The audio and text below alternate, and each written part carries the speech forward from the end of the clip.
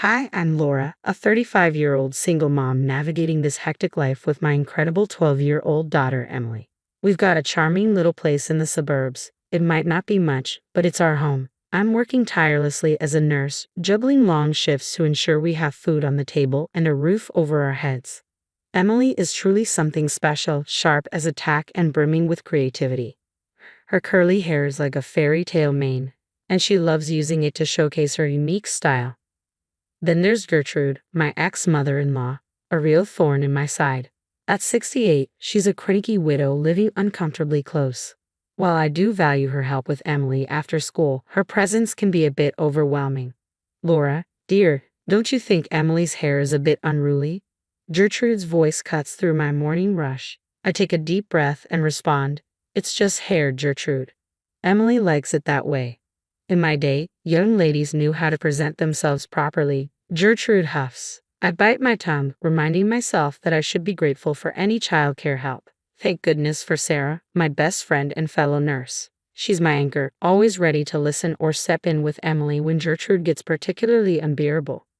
One day, over coffee, Sarah says, "Girl, I don't know how you put up with that old bat. You've got the patience of a saint." I chuckle and reply, "Believe me, it's wearing pretty thin." Then there's Michael, my neighbor. He's a real gem, always offering to help with odd jobs around the house. I'd be lying if I said I hadn't noticed the way he looks at me. But after the whole mess with Emily's dad, I'm not quite ready to dive back into the dating scene. "Hey Laura, need a hand with that?" Michael calls out as I'm struggling with some boxes in the driveway. "Thanks, Michael. You're a lifesaver," I reply, trying not to focus on how his shirt fits snugly over his arms as he lifts the heavy box. But hey, not everything is bad. There are great neighbors and charming handymen. The real drama is the ongoing clash between Gertrude and me over how to raise Emily. One night at dinner, Gertrude scolds, "Emily, sit up straight. A lady doesn't slouch." I notice Emily's shoulders slump even further. "Mom, do I have to listen to her?" Emily asks. "Just do your best, sweetie," I reply, casting a warning glance at Gertrude. We all have different views on what's important. Different views indeed, Gertrude grumbles. "If you just listened to me, Laura, that child wouldn't be so unruly." I tighten my grip under the table. Emily isn't unruly, she's just expressing herself. I won't squash that. Mark my words, Laura, without proper discipline, that girl will end up in trouble. Watching Emily retreat to her room, her wild curls bouncing with each step, I can't help but worry about how long I can maintain this fragile balance. I have a sinking feeling that when it breaks, it won't be pretty. After an exhausting extra shift at the hospital, all I wanted was to hold my little girl and collapse into bed. But as soon as I walked through the door, a sense of dread washed over me. "Emily, sweetie, I'm home," I called out. The silence that greeted me was unsettling. I found her curled up in bed, sobbing. When she looked up, my heart nearly stopped. My beautiful girl's curls were gone, her head shaved clean. "Mom," Emily cried, throwing herself into my arms. "Grandma," while I was sleeping. I held her tightly, trying to comfort her as my mind raced. "Shush, sweetheart, it's going to be okay. We'll fix this." But inside, I was furious. How could that woman do this to my child? I stormed into the living room where Gertrude sat with an unsettling calm. "What on earth did you do?" I demanded. Gertrude remained unfazed. "I did what was necessary. That child was becoming far too vain and disobedient." Vain? Disobedient? She's just a 12-year-old girl. Exactly, and it's about time she learned some discipline. In my day, this isn't your call to make. I cut her off. "What you did is assault. I'm calling the police." Gertrude scoffed. "Don't be so dramatic, Laura. I've tolerated your lenient approach long enough. Someone had to step in before Emily ended up a delinquent like her father. That's when I lost my temper. Get out of my house now." Gladly, Gertrude sneered. "But remember, you'll regret ignoring my advice. That girl needs discipline. The only thing she needs is for you to stay far away from her." As Gertrude gathered her things, the reality of the situation hit me hard. I sank to the floor, tears streaming down my face. Just then, there was a knock at the door. It was Michael, looking worried and concerned. "Laura, is everything all right?" I heard shouting. Michael took one look at my tear-streaked face and knew something was terribly wrong. "What happened?" he asked, his concern growing as I struggled to find my voice. Instead, I just gestured towards Emily's room. Michael's eyes widened with shock as he saw her. "Oh my God, who did this?" he asked, his voice filled with disbelief. "Gertrude," I managed to choke out. Michael's expression hardened. "That's it. I'm calling the police." "No," Emily cried. "I don't want anyone to see me like this." I held her tightly. "It's okay, sweetie. We won't do anything you're not comfortable with." Michael knelt beside us, his concern evident. "Is there anything I can do?"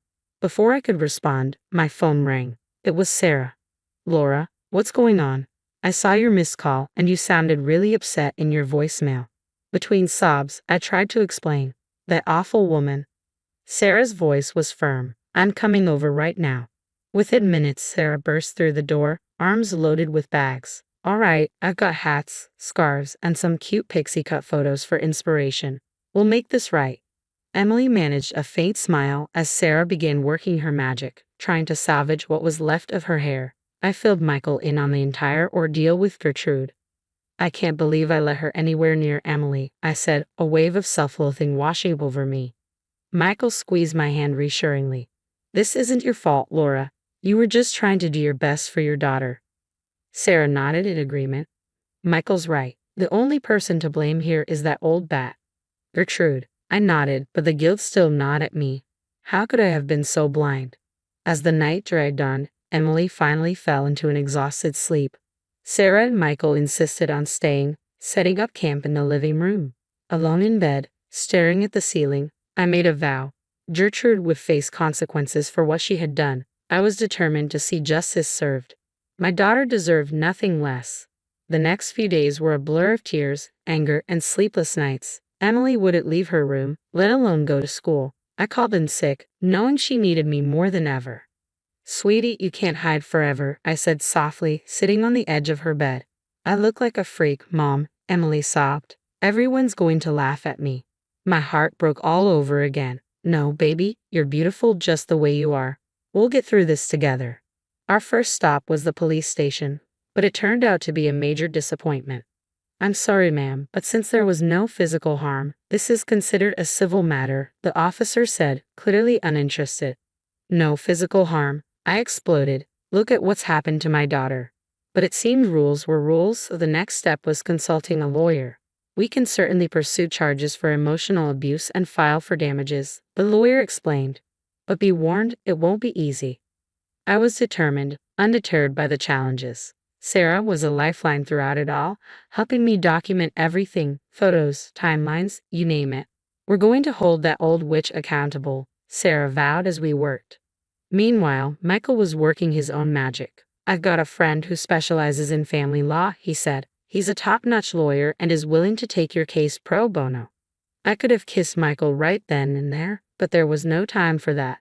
Things were about to get even messier. It began with whispers at the grocery store and sidelong glances from neighbors. Soon, calls from distant relatives started pouring in. "Laura, is it true you've been neglecting Emily?" my cousin asked. That's when it hit me. Gertrude was on the offensive, spreading lies that I was an unfit mother. Furious, I vented to Sarah and Michael. "That witch is trying to turn everyone against me." But Gertrude had underestimated me. I began digging, reaching out to old babysitters, family friends, anyone who had ever interacted with Emily. The stories that emerged made my blood run cold. One night, Emily confessed through tears. "Rama said if I told you, she'd send me away to boarding school. She used to lock me in the closet when I misbehaved." I pulled her close, a mix of rage and guilt churning inside me. How had I missed this? "It's not your fault, sweetheart," I said softly, my voice trembling. I reassured her. "I promise you, Grandma will never hurt you again." With Sarah and Michael's help, we devised a plan. We set up hidden cameras around the house and taught Emily how to safely gather evidence if Gertrude tried to contact her. "Remember, kiddo," Michael said, demonstrating how to use the voice recorder on her phone. "If Grandma calls or shows up, press this button immediately." Emily nodded, her expression resolute. "I won't let you down, Mom."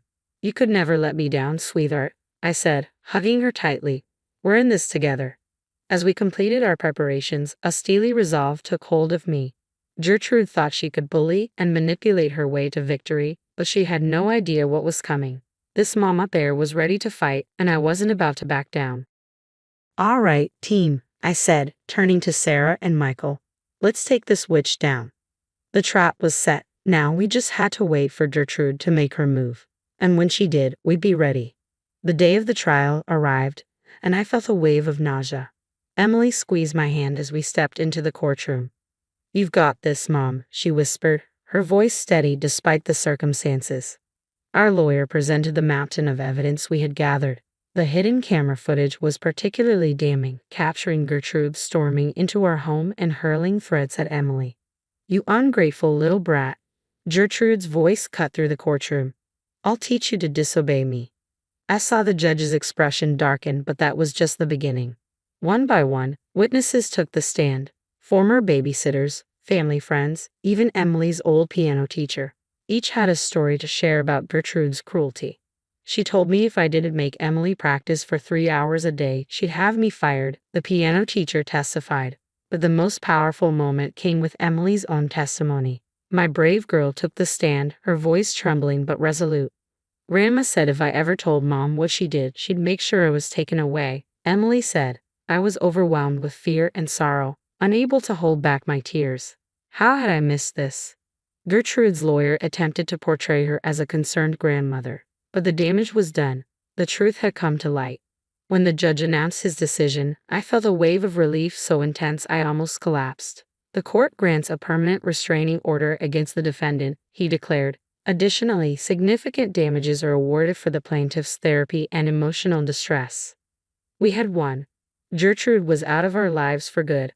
As we left the courtroom, Gertrude approached us, tears in her eyes. "Laura, Emily, I'm so sorry," she said, her voice trembling. I cut her off sharply. "Save it, Gertrude. You're dead to us." As we walked away from the courtroom, I felt a heavy burden lift from my shoulders. The following months were challenging, but we navigated them together. Emily began therapy and slowly started to come out of her shell. One evening, as we gathered around the dinner table with Sarah and Michael, Emily made a heartfelt announcement. "I want to donate the money from the lawsuit," she said, "to help other kids who've been through similar things." I couldn't have been prouder. As for Michael and me, he became a permanent part of our lives. His unwavering support throughout everything meant the world to us. The real turning point came about 6 months after the trial. Emily and I were at the hair salon, and for the first time since the incident, she was excited about her hair. "What do you think about adding purple streaks, Mom?" she asked, her eyes sparkling with excitement.